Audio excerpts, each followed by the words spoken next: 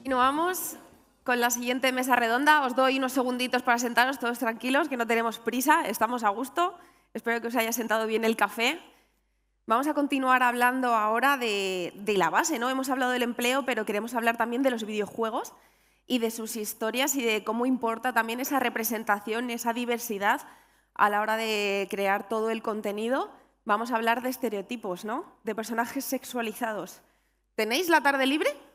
¿Cómo va? Porque nos da para rato, vamos a intentar condensar. Un aplauso para las invitadas de esta siguiente mesa redonda.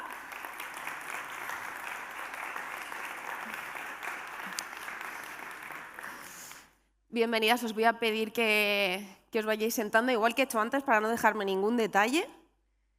Os voy a ir presentando, permitidme que lea. Nos acompañan ahora Eurídice Cabañes, filósofa de la tecnología y presidenta de Ars Game. Lara Isabel Rodríguez, experta en comunicación de la agencia Make Good Art. Santiago Bustamante, periodista de Radio Nacional Española y director cultural del Museo Oxo del videojuego, que acaba de aterrizar en Madrid, por cierto, así que enhorabuena, que solo escuchamos cosas buenas del museo. Laura González, desarrolladora y directora de la incubadora Power Up Plus. Y Rocío Torrejón, periodista y creadora de RK Gamer. Bueno, como decíamos, hemos hablado de industria, ¿no? Hemos hablado de políticas de empleo y pues para ello también es importante hablar de cómo está cambiando el contenido.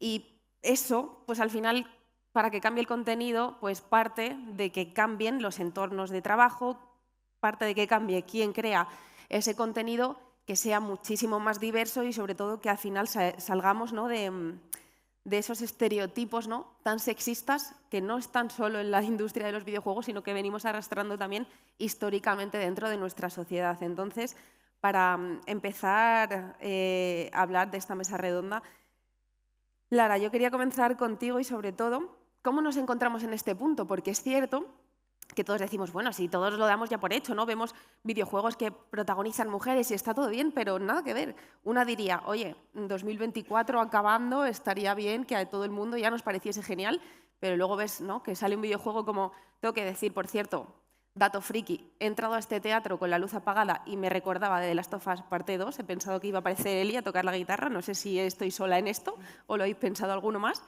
pero esto, ¿no? Luego vemos un videojuego, ¿no? O Aloy, tal, protagonizado por una mujer, y se lía parda en Twitter.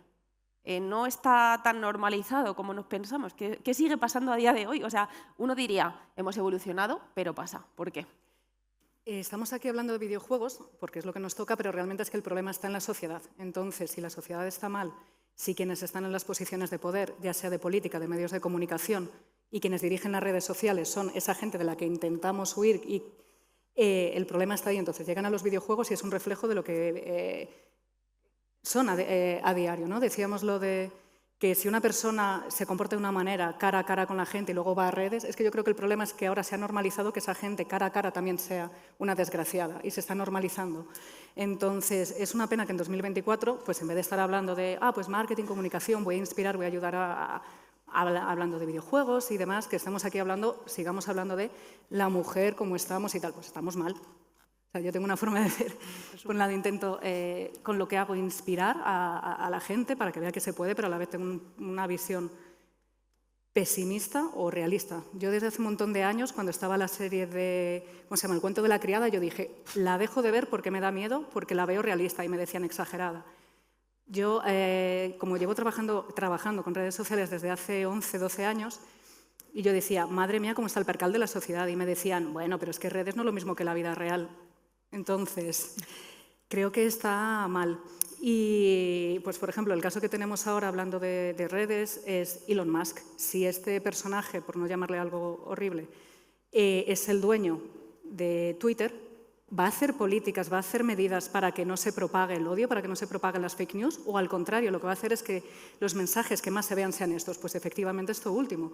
Entonces, tú cuando te metes a redes sociales, si no tienes la suficiente madurez o conciencia, te vas a creer que vas a dar visibilidad, por ejemplo, a alguien que tiene 20 seguidores y dice, Aloy tiene barba, las mujeres no tienen barba. ¿Qué sucede? Que se forma ahí una bola enorme de gente que critica a ese bot, seguramente, que tiene 20 seguidores y que seguramente tiene pagado el cheque azul, y le va a hacer bola para llamarle tonto. Entonces, le está dando la importancia a ese mensaje de alguien absurdo Se hace bola, de repente ese personaje, si fuera una persona real y no un bot, se da cuenta de que si critica, que si insulta, que si es polémico, que si es misógino, se le hace más caso que si de repente dijera que me lo paso bien jugando a Horizon, ¿no? Entonces, las redes sociales, si entendemos cómo funcionan, es que quieren que pasemos cuanto más tiempo en ellas mejor. Por lo tanto, los mensajes que más se van a potenciar, que más nos van a enseñar, son los morbosos. Es como un accidente de tráfico. Se forma atasco porque paramos a mirar.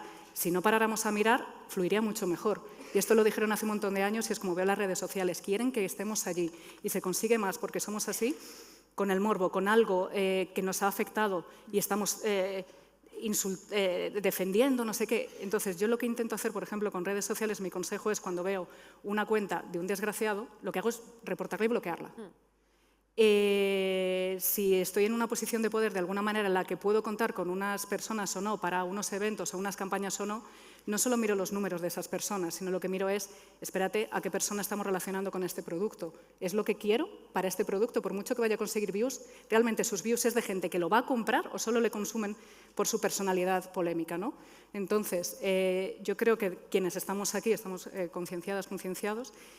Y aquí lo que digo es que deberíamos de asumir también un poco cómo nos comportamos en redes para cuando vemos mensajes positivos, un juego bueno, una película buena, una persona buena, interactuar y hacer que eso se convierta en la bola, que sí conseguimos hacer cuando vemos un mensaje de un desgraciado, que es un don nadie, pero sí le damos visibilidad, ¿no? Vamos a retuitear, vamos a compartir.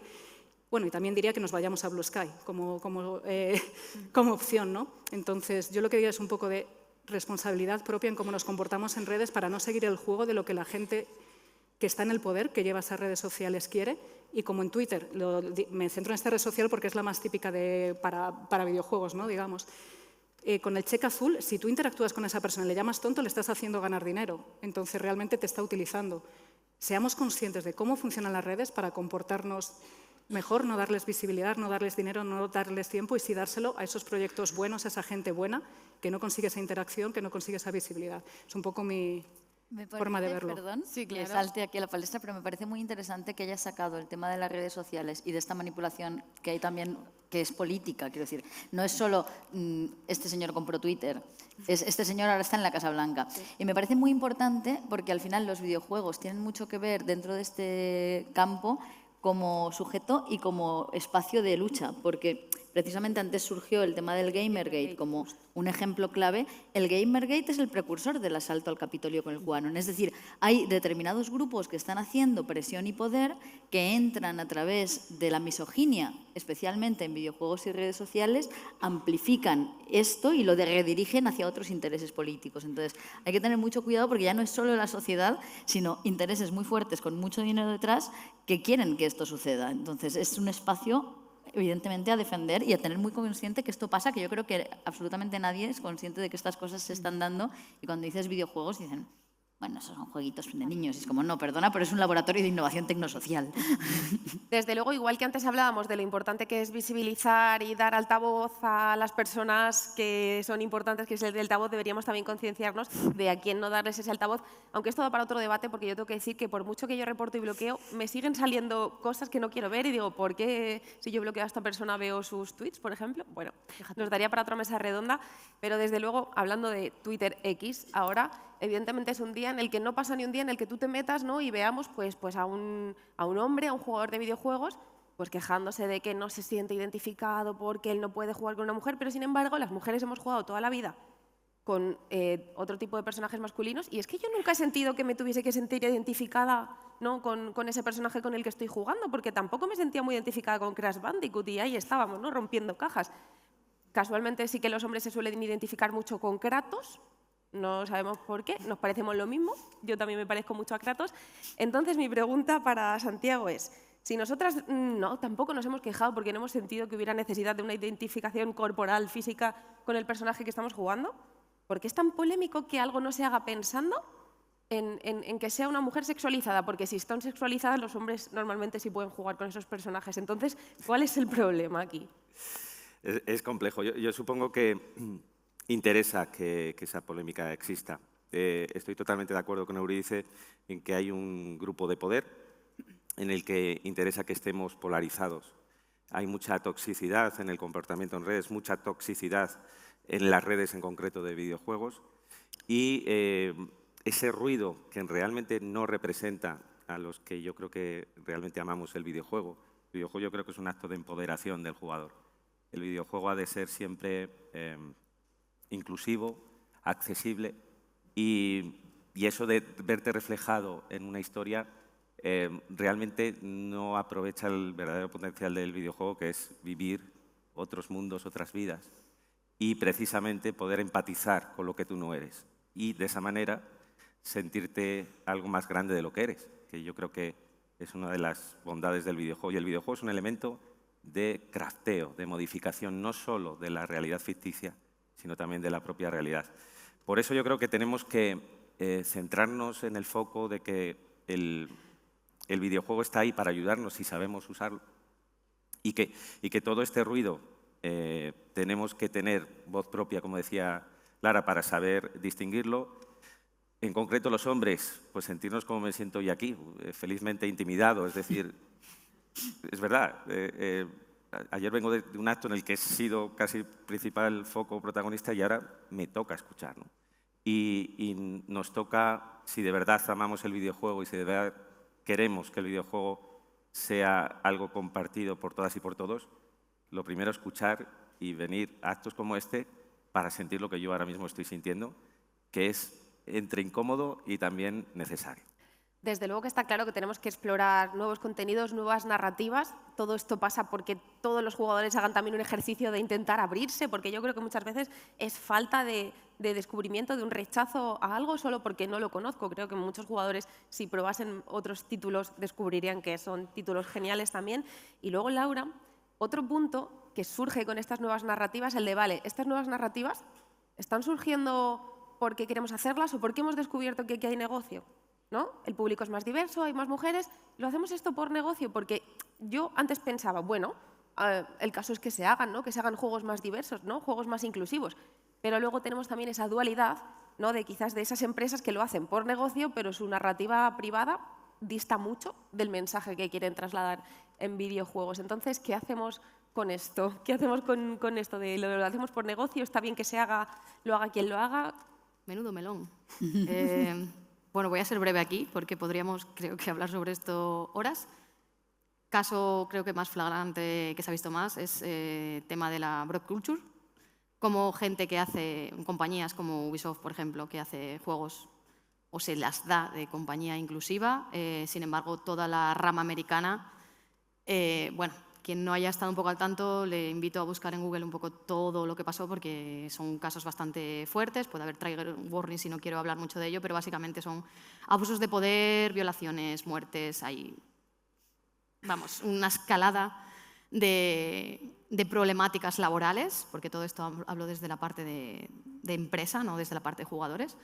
Y, sin embargo, la parte de jugadoras, o sea, toda la parte de cara a la galería, por decirlo de alguna manera, somos la compañía más inclusiva, mira qué personajes más bonitos tenemos, hay una lesbiana en mi juego, ¿sabes? Va a existir, o sea, vivimos en un mundo capitalista, esa es una realidad, va a existir la gente que blanquea sus productos para que lo compre la gente, no es algo que podamos evitar. Pero sí que como consumidoras, aquí ya me vuelvo no a la parte solo de negocio, de crear ya nuestro propio contenido, sino a la parte de consumidores, sí que podemos decidir en qué invertir nuestro dinero, en qué invertir o a quién apoyar. O sea, realmente ser conscientes de los productos que consumimos, como bien decía antes ella, de las personas que damos apoyo, de plantarnos de alguna manera. No hace falta ser, porque muchas veces a las mujeres, sobre todo, se nos tilda de que tenemos que luchar, ¿sabes? No todo el mundo tiene por qué ser activista y ser activista no tiene por qué ser visual, quiero decir. No tienes por qué estar en redes quejándote, ni tienes por qué ir a manifestaciones, ni tienes por qué estar prendiendo fuego a cosas, ¿vale? Se puede simplemente decidir apoyar una cosa u otra con tu dinero de tu día a día. Eso creo que es el primer pasito que podemos dar a nivel personal y a nivel de instituciones, a nivel de empresas, ser realmente conscientes de por qué hacemos las cosas. Ser realmente intentar ver que el futuro pasa porque todos colaboremos, como se dijo en la anterior charla, no es nada nuevo, que todos respetemos porque así vamos a crecer y los productos serán mucho más variados y mucho, ¿cómo decirlo?, van a llegar a más gente, van a hacer que las realidades cambien. O sea, se ha visto con el mundo indie, se ha visto que la gente que ha creado productos con equipos diversos ha llegado más allá porque ha contado historias que queríamos oír. Pero el mundo del videojuego actual, ¿qué tiene? ¿Empezó en los 70 realmente? Sí. ¿A nivel de industria? Bueno, sí, a nivel de industria, bueno, el primer videojuego es del 52, Oxo, podría ser. Puede ser más atrás, pero quiero decir, a nivel de ser más Sí. conocido, los 70. Realmente llegó al mainstream en los 80, hace 2 días. Si nos comparamos con otras industrias culturales que también hacen lo mismo y han pasado por lo mismo, el cine, que sería lo más parecido a nosotros, las películas de blanqueamiento existen, las compañías que no tienen directoras pero luego sacan películas inclusivas y tal, existen. Es mucho más visual, se ve más porque ha habido muchos más años para trabajarlo. La gente está más concienciada, los blockbusters existen, también existen las películas de autor. O sea, son la narrativa en novelas, en historias, todas estas industrias culturales han tenido mucho más tiempo para crecer, mucho más tiempo para darles la señoridad o la importancia que tienen, pero sin embargo los videojuegos luchamos contra muchas problemáticas, no solo esta que comentas tú del blanqueamiento, vamos a decirlo así en general, de estas políticas, sino que no se nos toma en serio. O sea, yo mi perfil profesional en el sentido de que llevo 15 años programando, yo soy programadora, la industria tech en sí no cuenta la mayoría de las veces con programadoras de videojuegos o programadores en general, porque no se nos considera una industria importante, se nos denosta. Entonces, si ni siquiera hemos llegado a ese nivel, al nivel de que otras industrias culturales nos tomen en serio, están empezando yo creo que desde hace como 5 años, llegar a este punto de poder presionar a compañías multinacionales para que implementen políticas sociales en tu país es un camino que todavía nos queda muchísimo. Desde luego que es un camino largo. A mí me gustaría hacer también, igual que hemos hecho en la pasada mesa redonda, un poco de dónde venimos, que lo estamos viendo también, cuál es el problema, cómo solucionarlo, pero para ese de dónde venimos, creo que justo lo que comentabas tiene mucha referencia a algo que hemos hablado antes, que al final, antes de que sean los equipos de trabajo más diversos o que esos jugadores se enfrenten a un videojuego creado por mujeres o jugar con un personaje femenino, han crecido en un entorno familiar que les ha lanzado unos mensajes que luego ellos van a actuar en consecuencia al enfrentarse a un videojuego. Y dice, y me parecía muy interesante que comentabais que habéis hecho también un estudio, ¿no?, de cómo se trata también en el ámbito familiar esa diferencia en el mundo de los videojuegos con las niñas y con los niños, ¿no?, desde la infancia. Sí, precisamente antes se hablaba también del informe que hicimos para CIMA, donde ahí se estudiaban las empresas y los estudiantes de grados o cuestiones que estuvieran relacionadas con videojuegos. Y ahí ya veíamos que la falta de referentes, o sea, que los problemas ya estaban desde antes. Entonces, en este informe que estamos desarrollando ahora, lo que hemos tratado es de, bueno, pues vamos a ir un paso, como digamos el primer paso, ¿no?, la socialización con videojuegos desde la familia. Todavía no está publicado, pero puedo adelantar por aquí algunas cuestiones, que es que algo que sí hemos visto es que dentro de las familias, por ejemplo, las madres tienen una visión más negativa de los videojuegos que los padres, es decir, están viendo menos el impacto positivo de los videojuegos en sus hijos, en la educación, tal, y más los riesgos, mientras que los padres ven más lo positivo, menos lo negativo. Que los dispositivos de la casa suelen pertenecer a los progenitores. Progenitores, en muchos casos, tiene que ver más con el padre que con la madre, porque hay más madres también que no juegan que padres. Y en el caso de que no pertenecen a los progenitores, cuando pertenecen a los niños, una de cada 10 niñas tiene un dispositivo propio de juego, cuando en el caso de los niños son 2. Es decir, que ya el acceso a los dispositivos pues ya es más limitado que en el otro caso. Incluso también las formas de juego. Si bien las madres juegan más a juego analógico con sus hijas y en más infantes, a partir de los 8 se empiezan a jugar mucho más videojuegos con el padre. 1 de cada 4 niños, niñas en general, nunca ha jugado videojuegos con su madre. Entonces, la socialización del videojuego se da a través de una figura masculina. E incluso también, si pensamos en cómo se da la elección de juegos, en casi la mitad de los casos lo eligen niños y niñas, que también pues hay que ver a qué están expuestos y cómo hacen su selección de videojuegos. Y del restante, el 28% es el padre, el que tiene la mayor influencia, seguido del hermano y la madre. O sea, suele ser una figura masculina. Entonces, claro, a través de quién socializamos, quiénes eligen nuestros contenidos y cómo se está dando esa socialización. Cuando, por ejemplo, se ha visto también que los que son hombres perciben mucho menos el sexismo en videojuegos. Entonces tampoco van a hacer una práctica de igual de juego crítico o no se van a hacer estas dinámicas. Entonces, desde ahí vemos un problema, pero sobre todo otra vez nos devuelve al inicio, ¿no? Porque dices, bueno, si al final son los que eligen los accesos, bueno, pues depende también de las empresas y los contenidos que crean, y volvemos otra vez a iniciar el debate que empezaba esta mañana. Bueno, al final parece como muy natural que, tal y como cuentas esto, y viendo los datos también, por ejemplo, del número creciente de jugadoras, yo tendería a pensar que en el futuro esa masa de personas que decidirán a qué se juega dentro del entorno del hogar habrá más presencia femenina y lograremos mejorar pues, esos datos también desde la infancia, ¿no? Al final sí que hay buenos juegos también en el mainstream, también para todos, no todo es polémica y no todo se hace por negocio. Como siempre, yo siempre digo, tenemos que intentar no solo hablar de lo negativo, sino de cuáles son esos referentes, ¿no? ¿A qué juegos, aunque luego no sean tantos, podemos aplaudir, Rocío? ¿En qué espejo nos miramos para decir, oye, mira, chapó este videojuego bien, o sea, inclusivo, pero igual que lo de los puestos de trabajo, sin forzar? No queremos forzar ninguna de las cosas porque es que sería contraproducente, ¿no? ¿Qué está bien hecho? Porque sí y porque es así. Hombre, si hablamos de juegos referentes que están bien hechos, pues evidentemente no vamos a ir a Eli, ¿no?, de The Last of Us, o a Aloy, ¿no?, de Horizon. Antes que responderte a la pregunta sobre ese espejo que mirarnos, ¿no?, y el tema de videojuegos, y bueno, y a todo en general, no solamente como un videojuego, sino como sociedad, voy a hacer un hincapié al melón de Twitter. Bueno, creo que estáis ante la persona que más ciberbullying ha recibido, sobre todo este año.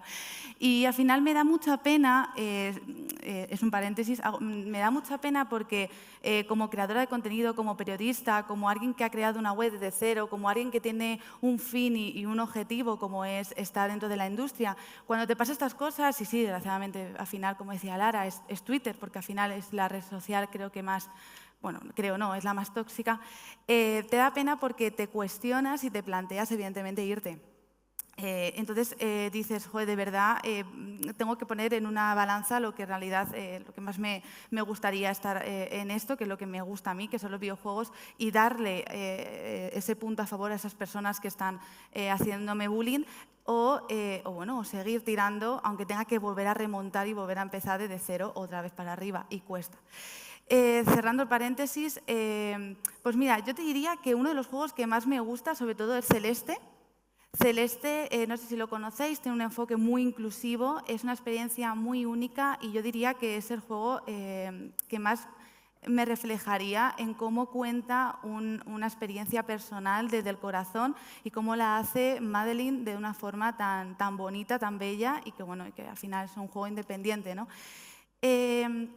También quiero comentar que sobre ese espejo que nos miraríamos, yo creo que el primer paso a todo esto es hacer también mucho hincapié sobre historias y éxitos que tenemos actualmente, ¿no? Ya hemos hablado sobre todo de la primera mesa y aquí, y bueno, luego tenemos un ejemplo de grandísimas desarrolladoras que al fin y al cabo existe en España, ¿no? Entonces, ese espejo tiene que existir donde no solamente experiencias únicas en videojuegos, sino en esas personas que están desarrolladoras, diseñadoras, creadoras, programadoras, esos juegos donde han sabido triunfar y han salido de los cánones y los modelos tradicionales.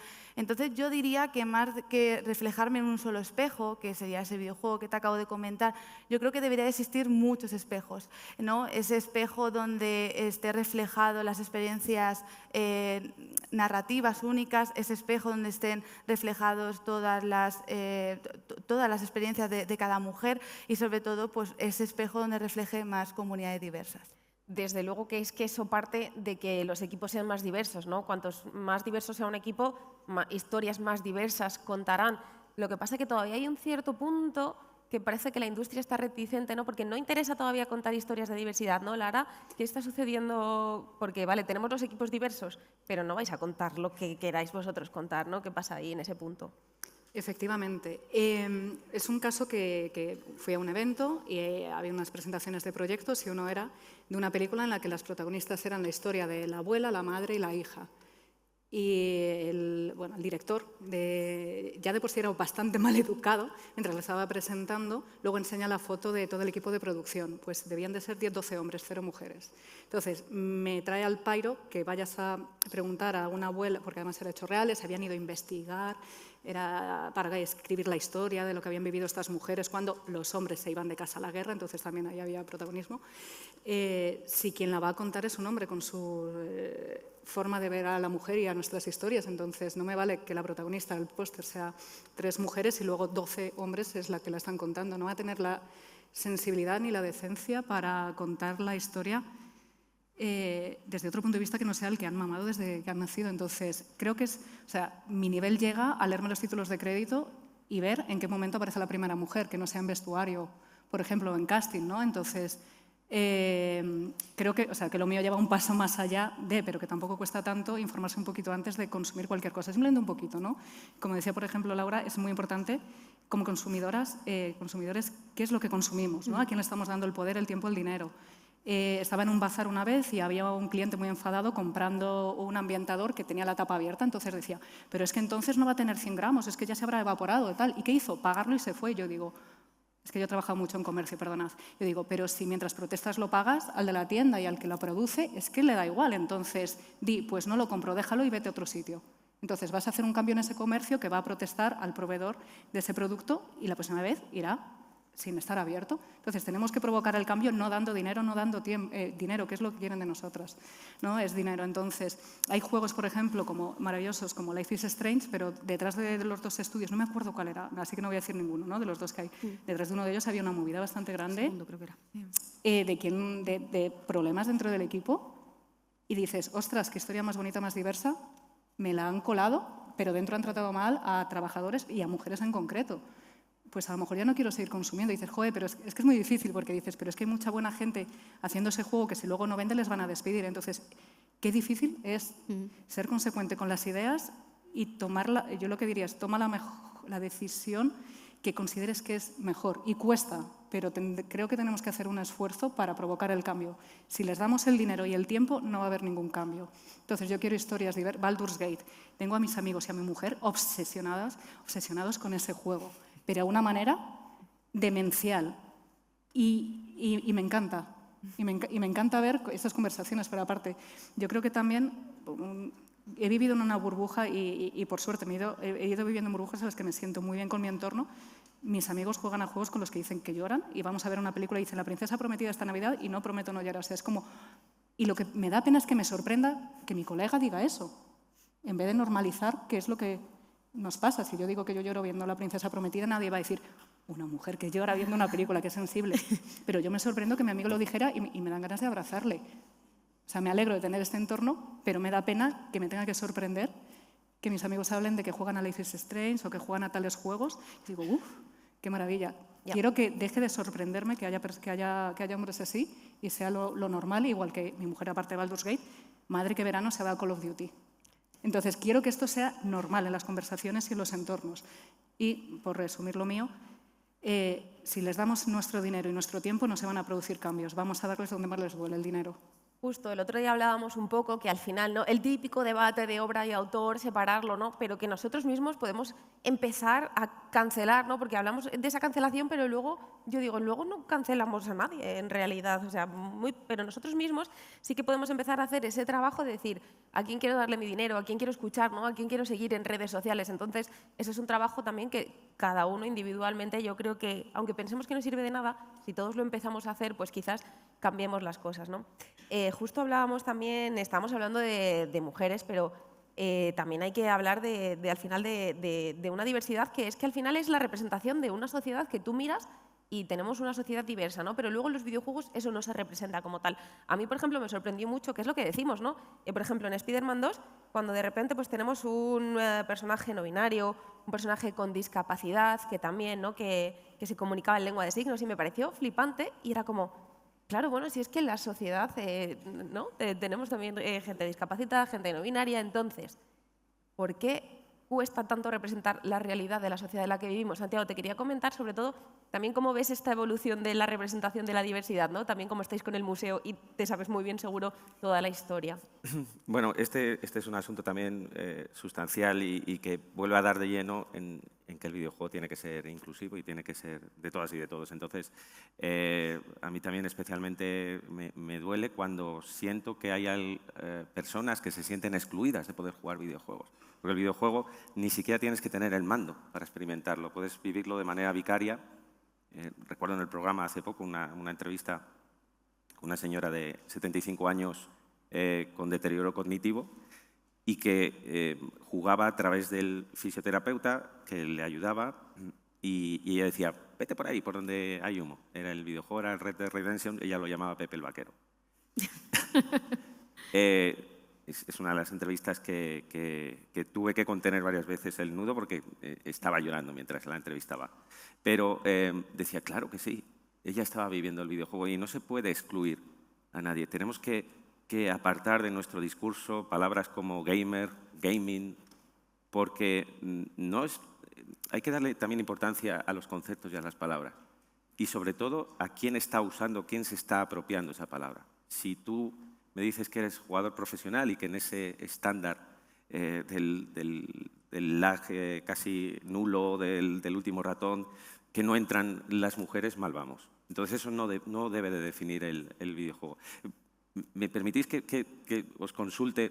Porque es que estoy pensando, con el estudio que tú has dado, voy a dar mi caso como padre. Yo tengo una niña y un niño. Y la niña está jugando a Pitch Showtime y el niño a FIFA y a Stumble Guys. La figura que introduce el videojuego soy yo. Yo soy papá videojuego. Mi mujer es educadora y es anti-pantalla. Y claro, ya de por sí tengo mal la espalda. Pero es que tengo un peso después de escucharte, pero estaba reflexionando, digo, estoy haciéndolo mal. Porque si la niña solo quiere jugar a Pitch y además el niño no quiere jugar a eso, porque dice, ese es el turno de ella, ahora me toca a mí, ¿cómo gestiono yo eso? ¿Hay algo en la programación de estos dos juegos tan extremos, el FIFA y a lo mejor Pitch, que llame más la atención y sesgue de inicio, porque yo lo estoy viviendo, el gusto en una niña y un niño? ¿Qué puedo hacer yo como padre y como educador de decir, cómo integro eso? Porque hay una cosa también muy importante. Creo que el videojuego se tiene que introducir en las escuelas, pero no se tiene que imponer. Creo que tenemos que hablar del buen uso de los videojuegos, pero imponer suele tener, es como cuando nos obligan a leer El Quijote, ¿no? Cervantes no pensaba en ese lector, que tenías que leer y al día siguiente hacer un examen. Y cuando el videojuego lo impones, es complicado, sobre todo a un niño, no le justifica, no quiero, pero ¿cómo lo hago? ¿Cómo integro esa diversidad como educador, como hombre y como padre? Yo le cedería la palabra a Eurídice, que también hablaba un poco más de esto, pero aquí yo veo un punto de partida que de hecho siempre me sale al llevar el tema, que es el fútbol, que también es un ambiente muy masculino, porque al final me pasa un poco con el fútbol como con los videojuegos, ¿no? Se enfocan como solo al público femenino. Ahora tenemos público femenino en el fútbol femenino, porque yo he ido a partidos de fútbol femenino que son la leche y hay un montón de espectadoras, pero es que el caso de cuando marcas también quieren hacer acciones para dar a conocer el fútbol femenino, solo llaman a chicas. Igual que si un videojuego está como enfocado a mujeres, solo llamas a mujeres para promocionarlo y al final, si solo usamos a mujeres para hablar de fútbol femenino, no vamos a conseguir que los hombres se interesen tampoco por el fútbol femenino, en mi opinión. Ya sabemos que el fútbol masculino sigue siendo también un mundo hostil para las mujeres. Entonces yo creo que es eso, ¿no? Que solo se enfoca también, ¿no? Pues si es juegos de pitch y tal, enfocado a mujeres. Creo que si los referentes fuesen de ambos géneros también, nos abriríamos un poco más a eso, porque a mí me da mucha rabia, ¿no? Eso, justamente de, a este videojuego vamos a llevar aquí a unas influencers chicas a que jueguen a esto, ¿no? O al fútbol femenino. No, es que al fútbol femenino también pueden ir hombres y a los videojuegos de mujeres también pueden jugar hombres. No sé un poco, Euridice, ¿cómo ves tú? O sea, sí. Suerte. Gracias. Pero creo que es muy difícil, o sea, también creo que muchas veces acudir a la responsabilidad individual es muy tramposo, ¿no? Porque muchas veces la responsabilidad individual es estar peleándose contra la corriente, una corriente de 200 kilómetros por hora cuando nosotros podemos remar a 10. O sea, es importante que cada uno sea consciente, crítico y trate de hacer lo más que puede, pero también tenemos que establecer como políticas colectivas o impulsar políticas que tengan que ver más con políticas públicas de regulación. Creo que en el caso de cómo se va captando la atención de niños y niñas diferenciadamente, tiene que ver ya desde la más tierna infancia. O sea, el rosa para las niñas, el azul para los niños es un estándar y siento que cada vez más.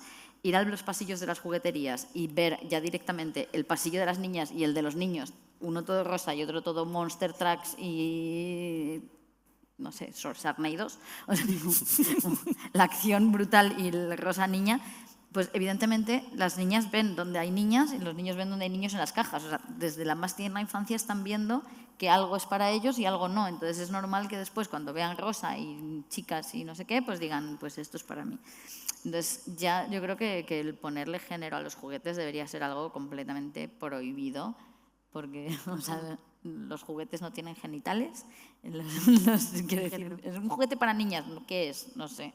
Puedo jugar. Yo nunca jugué con juguetes para niñas y mi socialización, la verdad que tuve mucha suerte, porque vivía en un pueblo, telepoca, y no me llegó la noticia de que para las chicas era diferente, entonces pues bueno, pues crecí así, pero creo que es muy difícil como padre luchar contra todo un sistema que ya está segregándolos por género desde que son bebés. Tiene que haber una solución. Bueno, ponte a jugar con... Jugar con ellos. Con ellos, sí. Sí, no, pues es que es fundamental jugar con ellos, pero Busca juegos neutros. O sea, yo lo que vi que solucionaba, esto lo digo porque yo soy la tía guay, ¿vale? O sea, yo soy la que no tiene hijos, todas mis amigas tienen hijas, hijos. Entonces soy la tía guay la que les compra, pues, revistas feministas, libros feministas para niños, videojuegos, juego con ellos, soy la que mola. ¿Qué pasa? Que el FIFA, madre mía, yo lo odio. No porque sea un mal juego, sino porque odio que cuando pongo, por ejemplo, juegos indies, lo primero que me dice un niño al llegar, ¿se puede jugar al FIFA y al Fortnite? Entonces les tengo cierta ya odio visceral, ¿vale? Pero es en plan de jugar con ellos a juegos sobre todo neutros, pero de géneros que puedas enfocar a los dos sitios. Por ejemplo, los típicos de plataformas, yo qué sé, el Astrobot, por ejemplo, que es relativamente reciente. Astrobot sí lo juegan los Este tipo de juego, jugar los dos. Que jueguen entre los dos y ponerse... Y cosas que estoy viendo que funcionan mejor es enseñar a las niñas primero para que luego ellas enseñen a los niños y tengan un papel de mentoras.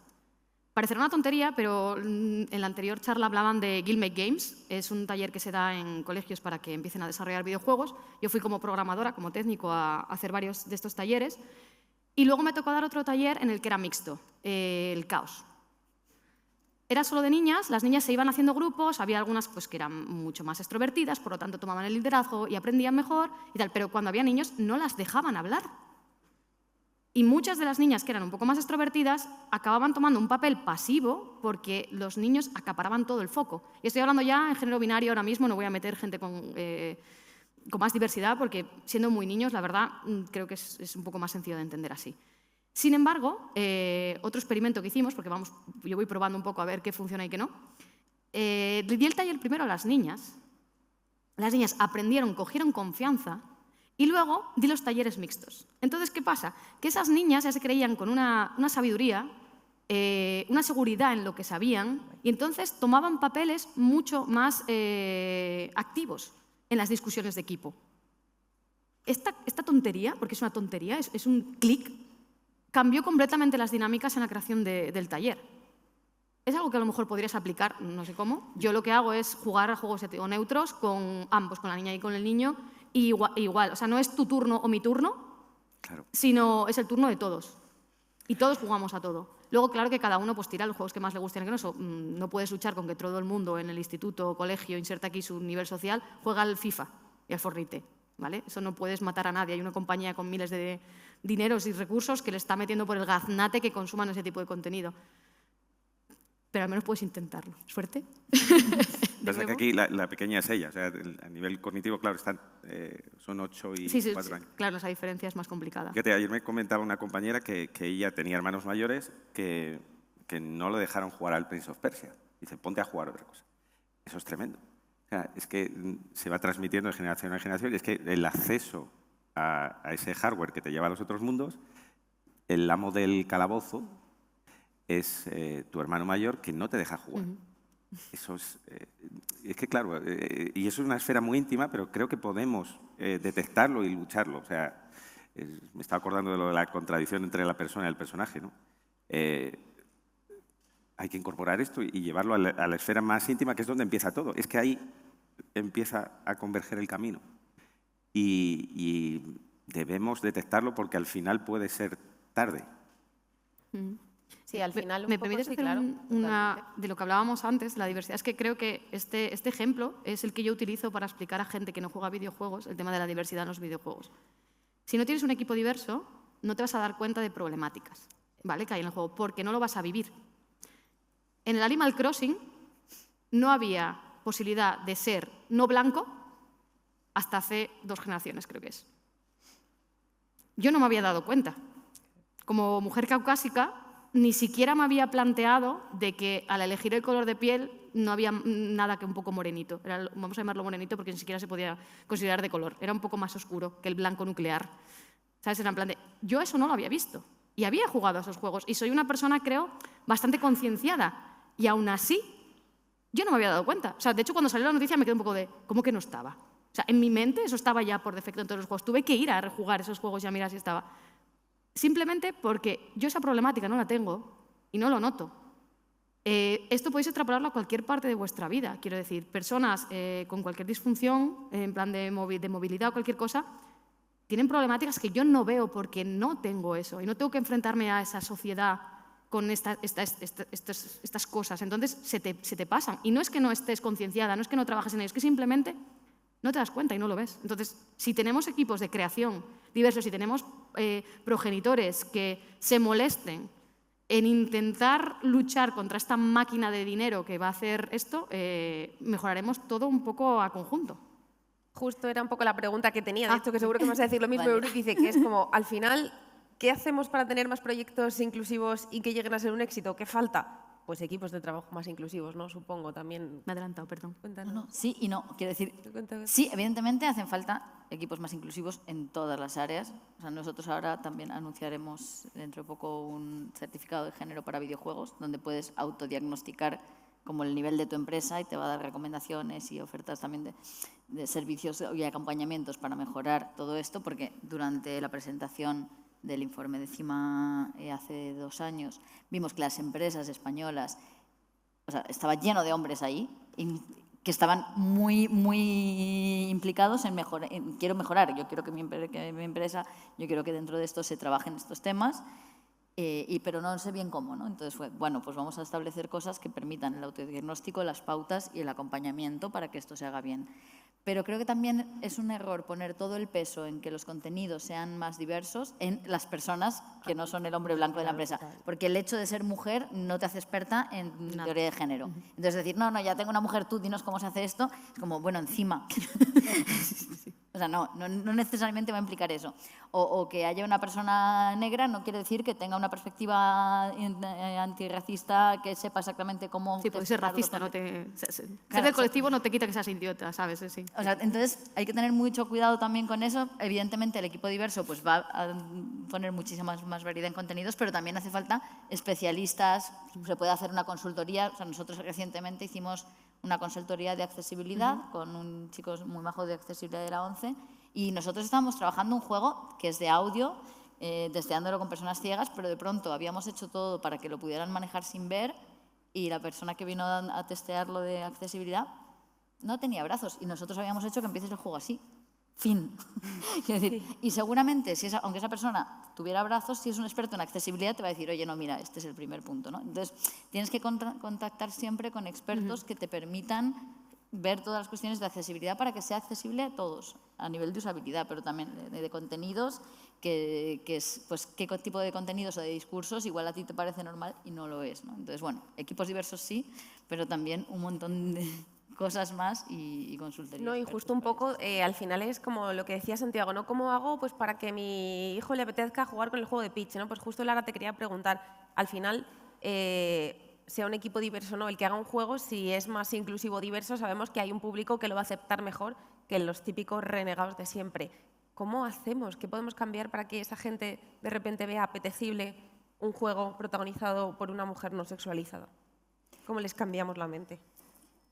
Wow, me encantaría tener una respuesta rápida para ponerla en práctica. Viniendo un poco a lo que comentaba Santiago sobre FIFA y pitch, es que, o sea, desde la portada del videojuego está súper orientado a un tipo de público, porque FIFA es como el hombre ahí y, bueno, han salido portadas alternativas, o sea, que ha habido futbolistas también en otros deportes, han tenido, pero es como la portada alternativa.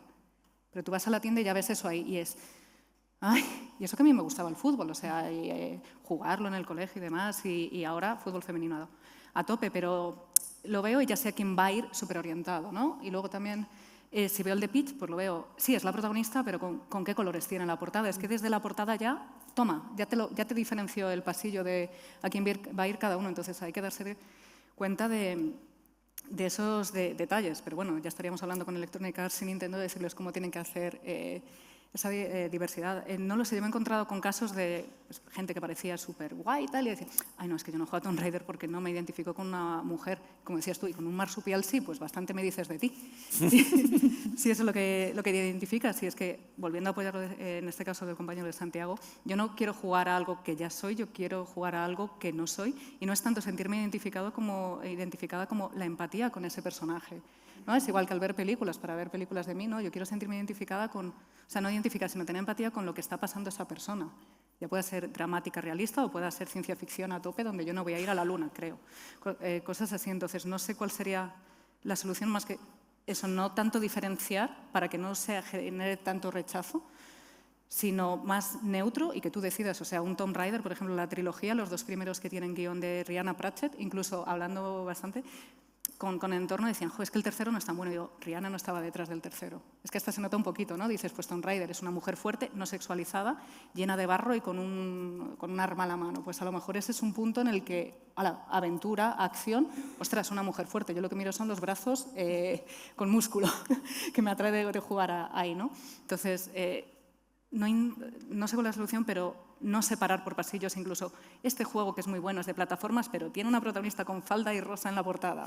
No me vale, porque lo van a jugar sobre todo las niñas. Yo rechacé durante muchísimos años en mi adolescencia el rosa, porque no quería, yo hasta misma no quería sentirme tan identificada con niña. Y es que es muy gore, ¿no? Y haberme dado cuenta de muchas cosas casi a los 30, de decir, madre mía, cómo he sido yo también anteriormente propiamente, pero me he dado cuenta y ahora quiero el cambio, ahora... Entonces, no sé la solución, pero las pequeñas cosas. Y retomando temas que habéis tratado, cuando hay un equipo diverso, pero quien toma las decisiones es el hombre blanco cis hetero, hay un problema. NPC. ¿Eh? NPC, llamémoslo NPC. Me gusta Vale, llamarlo sí, personaje vale. no jugable, es como el NPC es ese hombre blanco hetero, que es como el por defecto. Yo lo llamo NPCs. Pues para estar con el, ¿sabes? Y más La corto, nomenclatura. sí, fantástico. Sí, me gusta. Pues si el NPC es al final quien toma las decisiones, por mucho que imagínate, le digamos, oye, es que las mujeres en esta situación no reaccionaríamos así, es que no nos va a escuchar. O, ostras, es que no, o sea, si al final, por muy diverso que sea el equipo, quien toma las decisiones finales, quien tiene el poder, porque está en las posiciones de poder, pues eso, hay menos mujeres en programación, en diseño y demás, y estamos, comunicación, marketing, en recursos humanos, administración, y para alguna que puede sugerirle, oye, pues creo que se podría hacer así. Como no lo ve, no lo va a aceptar, pues va a terminar saliendo un juego con un equipo diverso, pero no un juego tan diverso. Al final, bueno, es que, claro, este tema, como decía, que si teníais la tarde libre, porque es que da para tanto, yo creo que todos tenemos muchas ganas de aportar. Y de hecho, me ha surgido una nueva duda que estábamos hablando de, vale, en el FC ahora hay fútbol femenino, en el NBA también, no te dicen, ahora también tenemos todas las competiciones femeninas. Pero ya me gustaría saber, ahora me he quedado con la duda, luego lo quiero mirar, de cuánta gente realmente, luego cuánto porcentaje de jugadores juega, ¿no? en las categorías femeninas, ¿no? En los videojuegos, por ejemplo, de fútbol y de baloncesto, que también daría seguro para otro debate, ¿no? Porque lo hemos puesto, pero lo hemos puesto por poner, ¿se usa? ¿La gente está jugando? Yo coincidí en un bar viendo el final del Mundial con un equipo de fútbol femenino, el Avilés, que no sé muy bien en cuál estaba con ellas hablando, y yo porque trabajo con temas relacionados con estos videojuegos en concreto, les preguntaba, oye, ¿vosotras jugáis? Y juegan a FIFA. ¿Qué sucede? Bueno, a FC Pro ya. Que luego no participan en las competiciones que hay. No, claro. Pero sí juegan, y sí son buenas, y sí se pican, y sí compran sobre food. Pero ¿qué sucede? Que cuando luego hay una competición, no se les pasa por la cabeza el inscribirse para participar y convertirse en pro players. Ahí hay algo que pasa y juegan, y lo compran, y lo consumen.